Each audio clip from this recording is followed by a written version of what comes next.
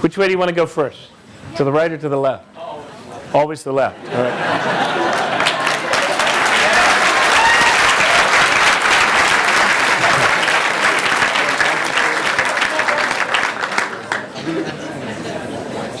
Please say who you are, where you're from. I'm Nick. Go to Pitzer College from Northern California, represent. My question revolves around more foreign policy based, which you haven't really discussed, is... I was waiting for you, Nick.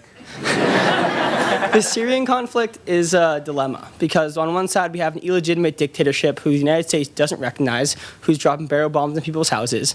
On the other side we have radical Islamist groups like Jabhat al-Nusra and ISIS. The question I have for you, how do you solve a conflict, or how do you deal with that kind of situation in such a catch-22 like scenario?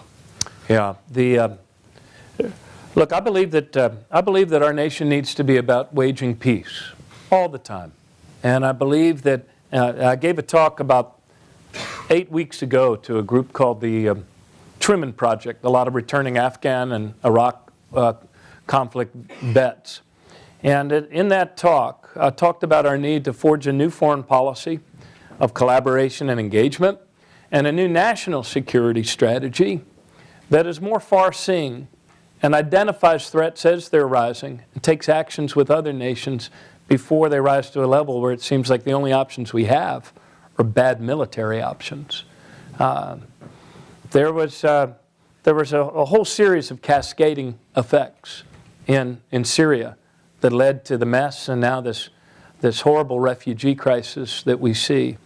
And one wonders if we had identified those cascading effects earlier, especially the drought brought on by climate that led to people leaving their farms, going to the cities, that if a better job had been done, or maybe an earlier international response then, whether the effects would have cascaded as they did into unrest and civil war and vacuum and ISIS. More revolves around how do you deal with it now? This is how we deal with it now. It's easy to say that we could have done this, we should do this in the future, but we have to deal with real-world problems that are affecting our country at this moment in time. Right. I am the first candidate that stepped up and said we should be accepting the 65,000 Syrian refugees. I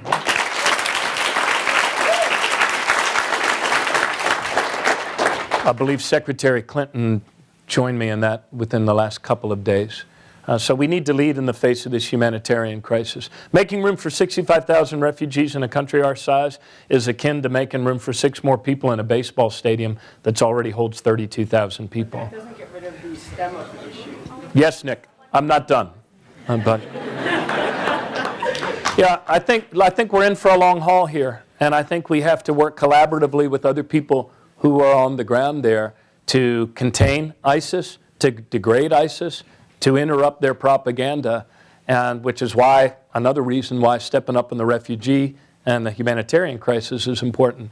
Don't for a second think that nations of that region aren't watching how we act in the face of this humanitarian crisis.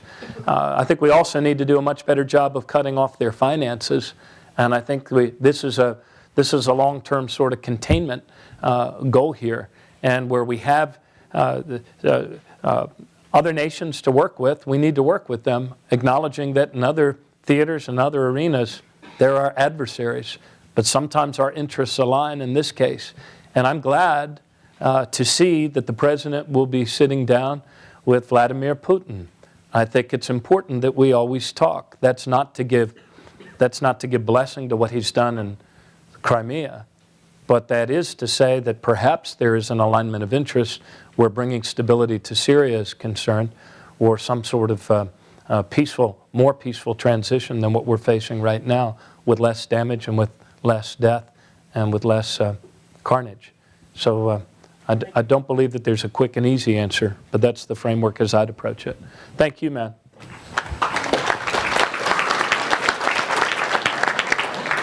Mr. O'Malley, thank you so much for your speech and for coming to Pitzer College. Thank you. And what's your name? My name is Zach. I'm from Chicago. Zach. Great city.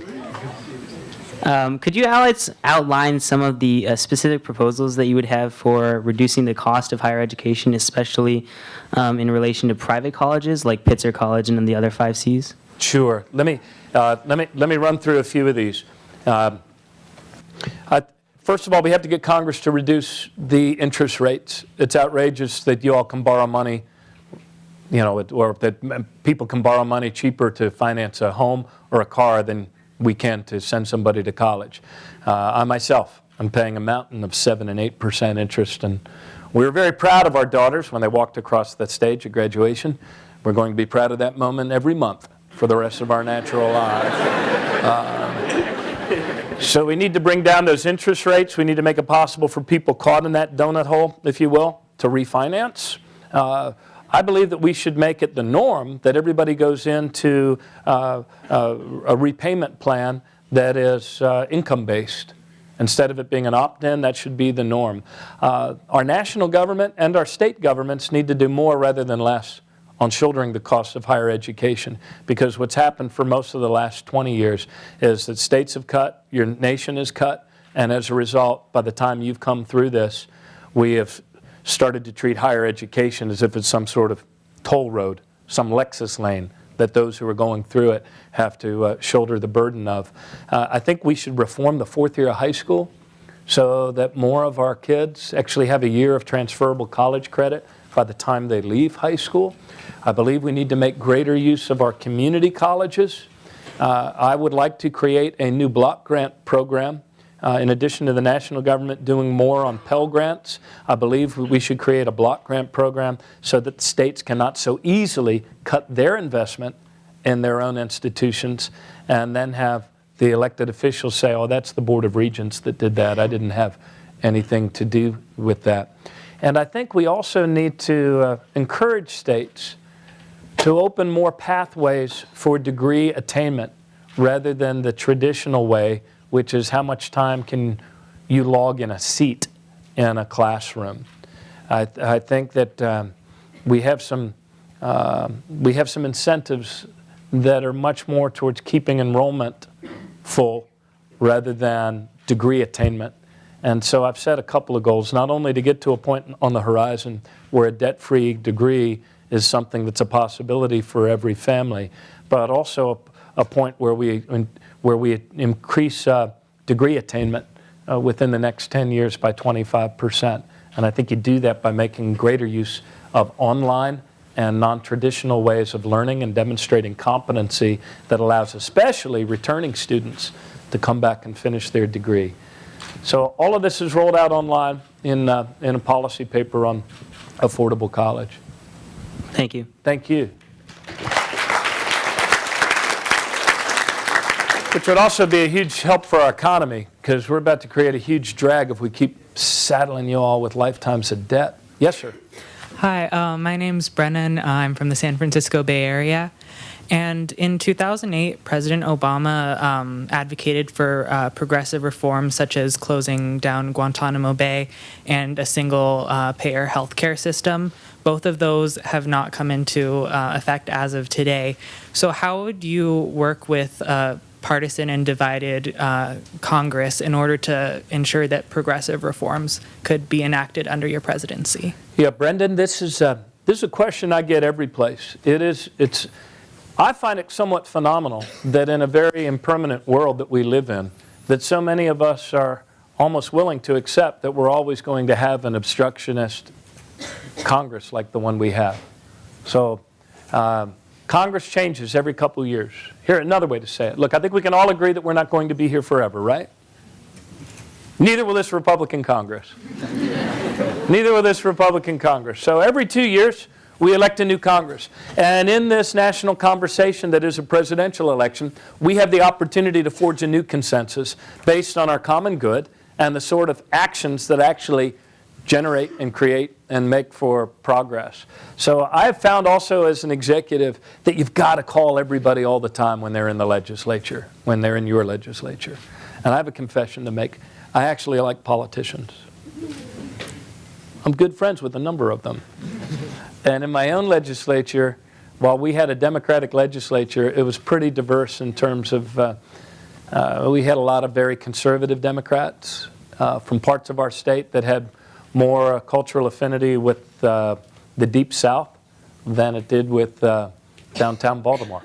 And so there's some things that we only got done because of some Republican votes. Marriage equality was one of them. repealing the death penalty. Third time around, we were only able to do it because we got some Republican votes. So we have to forge a new consensus. We have to be clear about where we're headed. We have to act like a party again and elect more Democratic governors as we approach redistricting. I'd also love to see us move to a couple of things. Bipartisan redistricting commissions to draw the lines. I'd also like to see us go to publicly financed congressional elections within the next 5 years. And I think the people are ahead of us on that one. Okay? Thank you. Kevin, any water? Yes, sir. Hi, I'm Shyok. I'm from Los Angeles. I'd just like to ask you, so to my knowledge, most of your experience, or all of your experience, has been on the state and domestic level, right? So yeah, somewhat. And I'll shorthand for you. My experience on national security things is that the president appointed me as, thank you very much, as the Democratic co-chair of the Council of Governors that meets regularly with the Secretary of Homeland Security and the Secretary of Defense by act of Congress. And during every year that I served as mayor after the attacks of September 11th, and every year that I served as governor, the nation's mayors and then governors elected me to be their leader on homeland security issues. I've led trade delegations all around the world, and that's my kind of synopsis on my background on national security and foreign policy things. well, why should we prefer, relatively to you, Hillary Clinton is more experienced on foreign policy, so why should we prefer your leadership on foreign policy to perhaps Secretary Clinton? Because our world has changed, and there is no aspect of American policy in greater need of fresh thinking than our foreign policy. I think it's very hard to look at the world in tumult around us and say that either the Democrats or the Republicans have exactly figured this one out. We are still applying formulas to the past to a new world that's emerging, and our reluctance to let go of Cold War mentalities, I think inhibits us from a more flexible, adaptive, modern, collaborative, engaged, and far-seeing and holistic approach to foreign policy. Martin Dempsey, who's recently, I think, just retiring and moving on from Joint Chiefs, talked about the fact that today's policy leaders are very quick to reach for the military tool, but very slow to engage a whole-of-government approach, especially to our role in the world. And so I believe foreign policy, almost more so as much as domestic policy, requires new thinking and a fresh approach. All right, thank you. Thank you. Because it's all the guys asking questions. What's going on here? Women of, yes? We're right here. You're here? You're in line? All right. They're coming. All right. Hi. First of all, I appreciate your taste in music. Second of all, I'm Keenan. I'm from San Diego, and I know as governor you signed bills into law that supported the LGBT community. And my question is, if elected, what are you going to do specifically for the transgender community, and even more specifically, transgender women of color who are being killed at alarmingly high rates? Yeah, we not only passed the DREAM Act, but I think my final year we passed a transgender discrimination bill as well. So I believe that the arc of our history always moves to fuller and greater respect for the dignity of all persons in our society.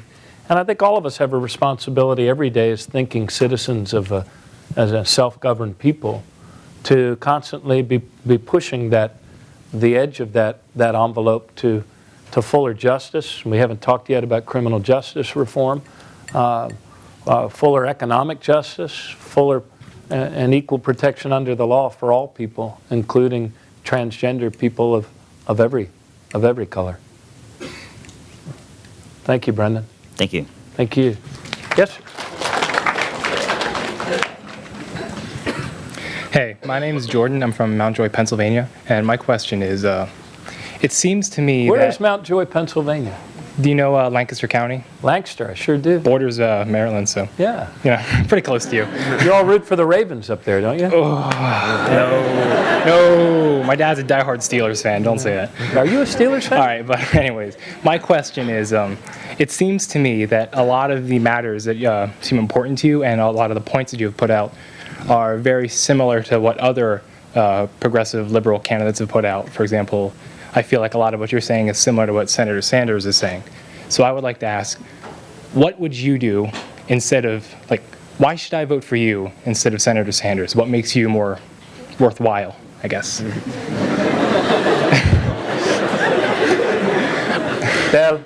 Del dicho al hecho hay mucho trecho. Anybody?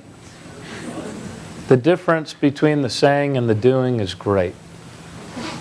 So all of the candidates have great ideas to offer, but only one of us has actually had the executive experience to actually get these things done.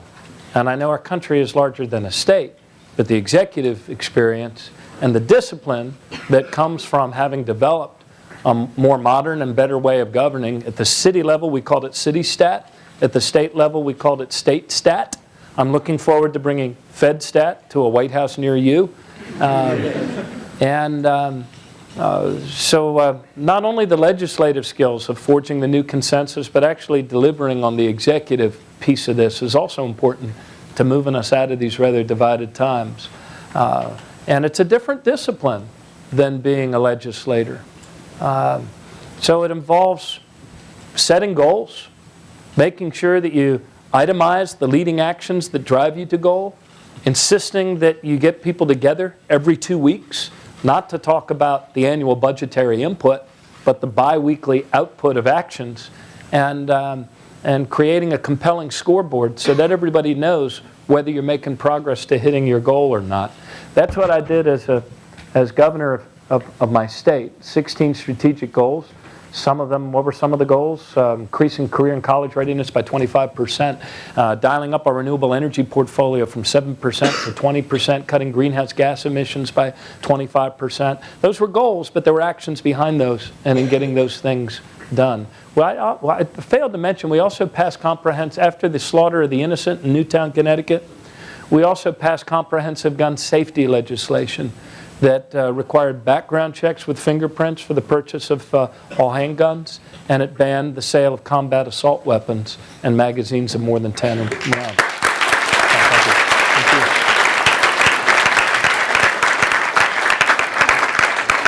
Thank you. And also experience, if I could mention, on criminal justice reform. Huge issue in our country right now.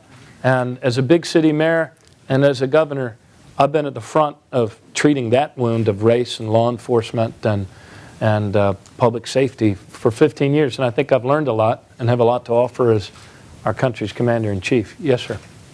Good afternoon. My name is Daniel, and like many people across the world, I fall on the autism spectrum.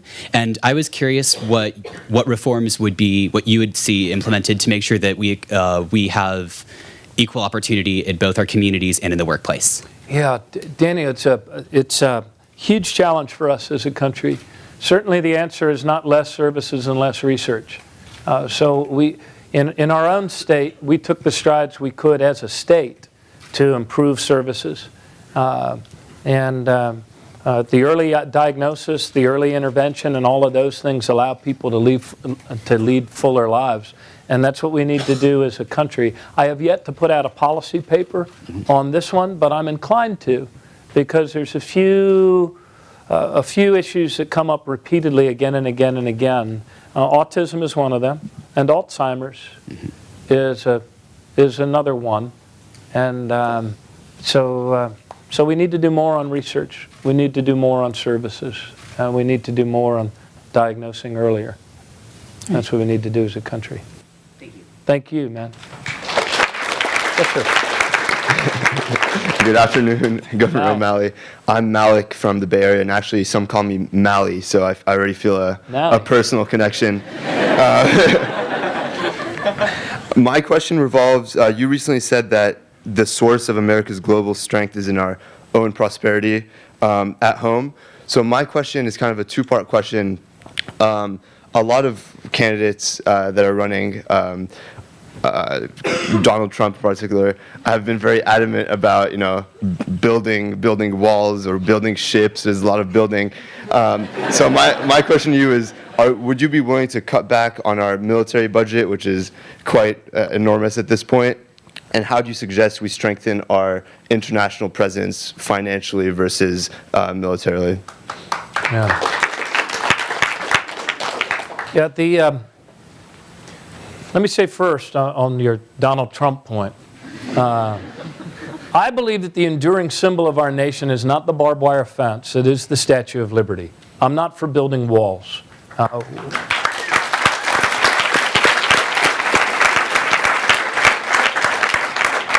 We need to act like Americans, and our power really rests in the power of our principles. It's our principles that makes us credible in this world. So, look, on the classic issue of guns or butter, I think these sequester cuts are really a bad way to go about cutting your budget or putting together your national budget. And I say that as an executive who every year had to balance a budget as a governor, and in my own state, in my own city, even with a declining population because of the violent crime situation we had allowed ourselves to descend into by '99, we still managed to get bond upgrades. I mean, upgrading our ratings. So I think the sequester thing is a real bad idea.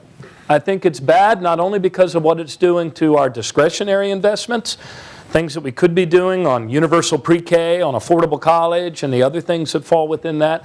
I think it's also bad for our military preparedness and our readiness. We should have strategy drive our budget. There's certainly a lot more transparency that has to come about in our defense budget. I think we need to do more, actually, rather than less, on the cause of sustainable development around the world. I think we need to dial up the diplomacy as well.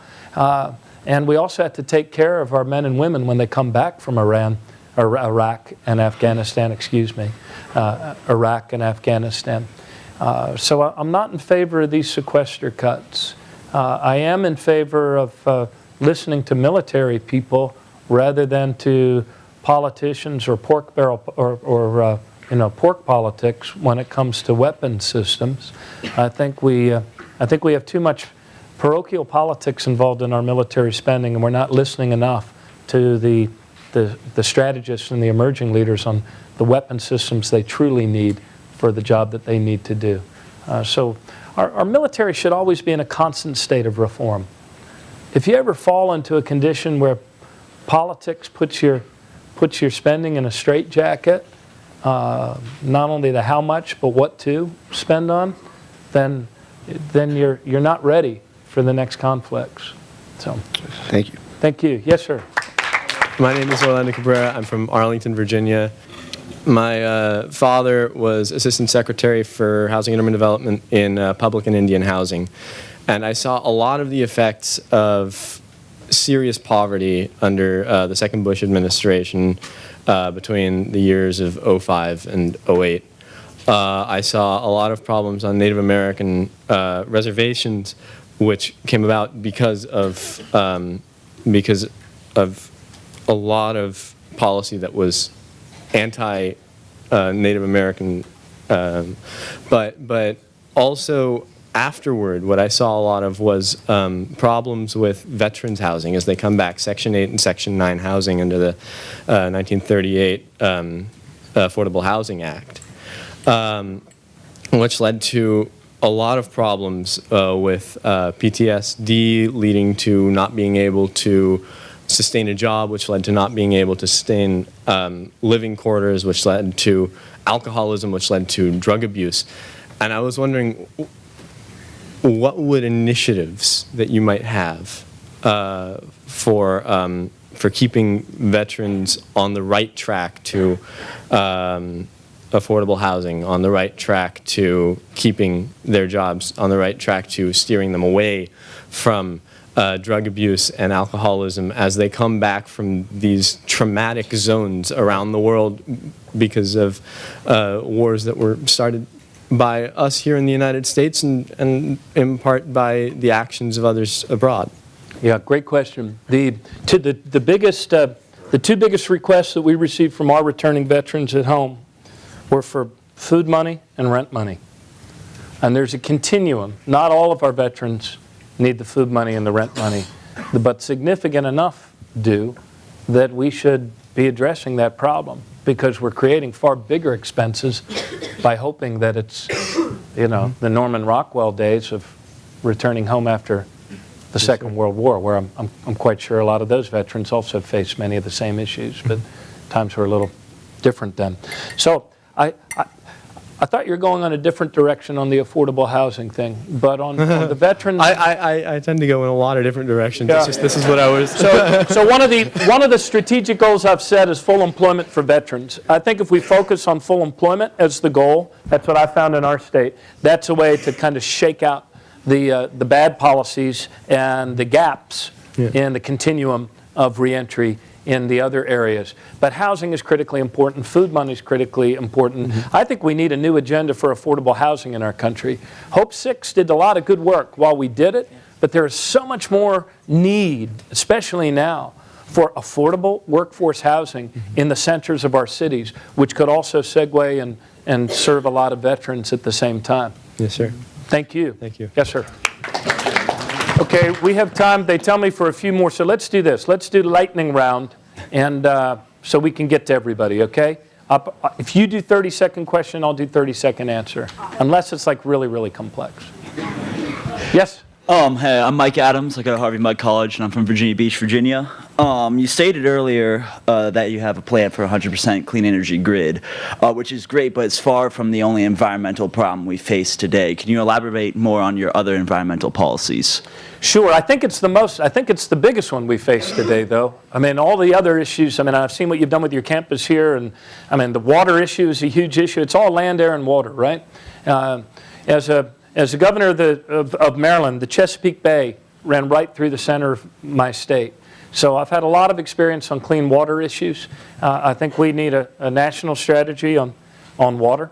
I think we would be well served if we had a national green print so we could understand where that critical habitat is and areas of land that we need to preserve as this third ethic of the land emerges from your generation. So to keep to 30 seconds, those are a couple of my other thoughts. Stay tuned. Thank you. Thank you. Yes, sir. Hey, so I'm Camilo Vilaseca. I go to CMC. I just wanted to say that you remind me of one of the mayors on my favorite shows, The Wire, but you know. The Wire.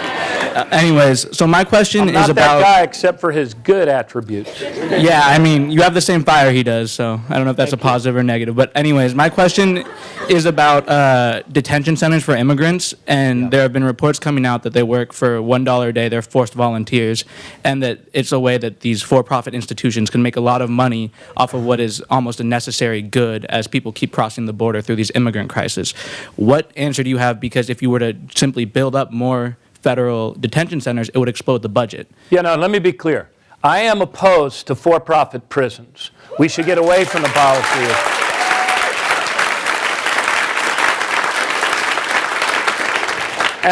And online, and this is another difference that I have with some of my colleagues that are seeking our party's nomination. I think that the policies of deportation and the internment for months and months and months and months on end of women and children and families in our name on our border is wrong. And so I would like to see us restore due process on the border. I'd like to see us get away from these mindless deportations. We should, yes, protect our borders and protect public safety. But how about we also protect the integrity of families and keep families together whenever we can? So, Thank you. Thank you. Hi, yes, my name's Itai Sofer. I'm from Englewood, New Jersey. Sorry, this is the first question I've ever asked a presidential candidate, so here it goes. That's all right. Hey, I'm told this is historic, right? Did I say that? We're the first? So the two, I think, or two or three greatest acts were the amendment to abolish slavery and then 100 years later, the Civil Rights Act of 1964 and the Voting Rights Act of 1965. Both of those acts involved reaching across party lines and negotiating with members of Congress who are not necessarily of the same party. So I believe in the next great American president, not the next great Democrat president. So my question to you is, how will you reach across party lines and make sure that the 15 goals on your website are accomplished successfully? By being relentless, by calling each member of Congress all the time, by being fully engaged and full on as party leader. It's hard to get the other tribe to compromise with you if you're not strong within your own tribe. So those are the ways that we'll do it, and we'll do it in the course of this campaign, forging a new consensus. I also think that there's work to be done in our individual states. We should be helping to build that new consensus by passing two critically important constitutional amendments. One would enshrine the right to vote in the Constitution, and the other would overturn Citizens United. People are not corporations. They're corporations, not people. So thank you. Yes, ma'am. Hi, my name is Natalie Mark, and I'm from Washington, D.C. Hello, Natalie. My question is about Planned Parenthood, and I know the Democrats blocked the bill, but I was wondering what you would do in the future to prevent this from happening again. Yeah, I believe that it's wrong to kick Planned Parenthood around like this and these moves to defund Planned Parenthood. 97% of what Planned Parenthood does is about preventive health. And, and so I think that there are some decisions that government doesn't make well at all, and the government should stay out of. And among them are decisions between women and their doctors. And I think that Planned Parenthood is being falsely and wrongly attacked in this debate right now.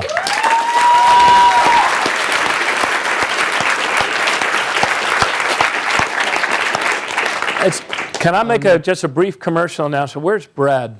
Brad up there is mostly living in Nevada right now. While Iowa and New Hampshire get all of the attention, Nevada is a critically important early state, and it's not that far from you. So if you are inclined to help in this campaign, I can give to you a rank and commission in this campaign no other campaign can give you. And I'd love to have your help, especially in Nevada. All right, let's go a little quicker. Hey, hello, Governor. I'm Patricio. I'm a sophomore at Claremont McKenna from Mexico City. And I was just wondering if you could please elaborate on your stance. Patricio, are you part Irish? No. No? On your stance with Israel? Yes, I am. I've traveled to Israel many times. I believe that Israel is the strongest ally that we have in that region. And I am also in favor of the nuclear negotiations with Iran and the other partner nations. You don't negotiate with your friends, you negotiate with your adversaries. I believe we're a strong enough country to give peace a chance, and now we have to enforce this agreement. That, I believe, is in the best interest of the United States, national security, and the best interest of Israel. Thank you.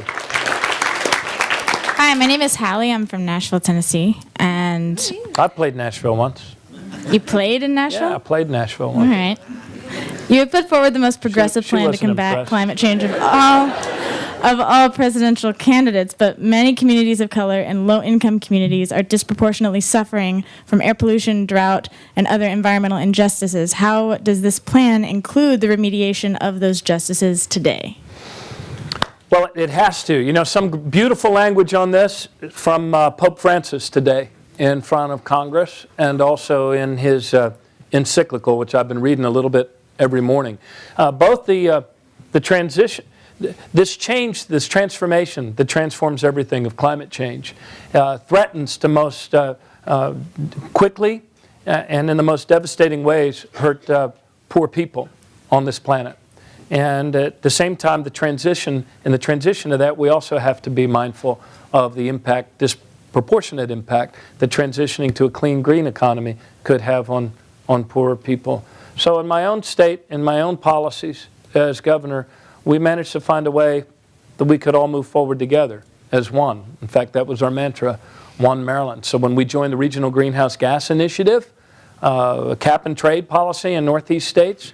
Part of those proceeds we used to drive towards our goal of more renewable energy, and part of that we used also to offset the heating bills and the energy costs for poor people in our state. We have to move forward as a community. Thank you. Hi. Yes, sir. I'm Sam Greenspan. I'm a student at the graduate school. It's like way across the way. You spoke earlier about the problem of affordable housing. Somewhat related is the homelessness problem here in Los Angeles and, as well as in Baltimore.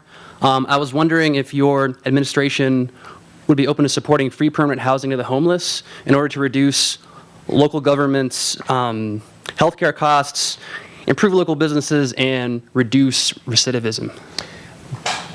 Yes, to a degree. The key word there is permanent, but we were an early city.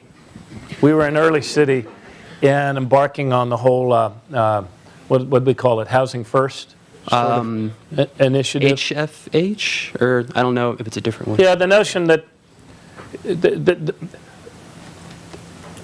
the notion that you have to lead with the housing. You got to find people a place to live, or there's no way you're going to be able to treat the other issues that have them homeless. And so I think that's the best practice that's emerging from cities, that some of them have done it better than we have.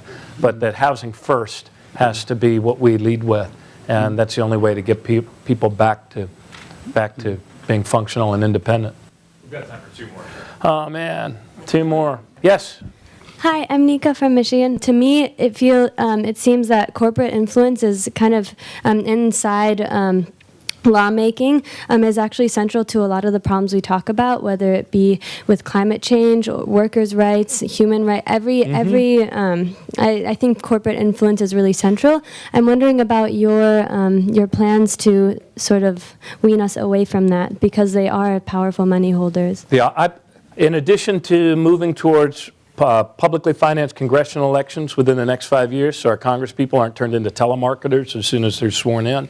I'm also believe that we need to restore the guidance to our antitrust division of our Justice Department to protect competition, free and open competition. We have strayed far away from, Woodrow Wilson used to say freedom from monopolies is also freedom. Or rather, freedom also means freedom from monopolies. But we've looked the other way at the concentration of corporate power, thinking that somehow there was a consumer convenience to be derived in the meantime. But long term, that's not good for our economy. It's not good for the ecosystem that is a diverse and competitive economy. It's not good for capitalism when practiced openly and freely and in the traditional American sense. So those are 2 things I would do. Yes, sir. Hi, my name's Taylor. I'm from Seattle. So 2 of the things you touched on that you wanted to address are the minimum wage increase and then unemployment, specifically among young people like myself. Yeah, I didn't talk about national service. So when it comes to finding first jobs, especially while people are still living with their parents, would it not make more sense to increase the earned income tax credit rather than the minimum wage so that the money can go to families and independent adults or people with children who need it rather than to people like myself so that we can still find minimum wage jobs for our first jobs? Yes, and I'm for increasing the earned income tax credit as well. We raised the earned income tax credit twice while I was governor. The state version of the earned income tax credit. I also believe that the time has come for us to make national service a universal option for every American that wants to do a year of service, and that too can reinforce the affordable college drive. And maybe from your generation, we can recapture that sense of solidarity that seems to be so elusive among older people, that we're all in this together. And I put forward that national service proposal online as well, which is not a bad way to go looking for a job for a year. Yes? Hi, Governor. Hi. My name is Rebecca, and I'm from Denver, Colorado. I love Denver. Me Just too. there last week. And I was curious, now that the population is aging more than it used to, there has been some curiosity about Social Security. Yes. And I was wondering if you would make any changes there. Yes, I would expand Social Security, and we have a plan online to do this, and the way you pay for it is by scrapping the cap on incomes above $250,000. So I'm in favor of expanding, not privatizing or cutting Social Security. Thank you.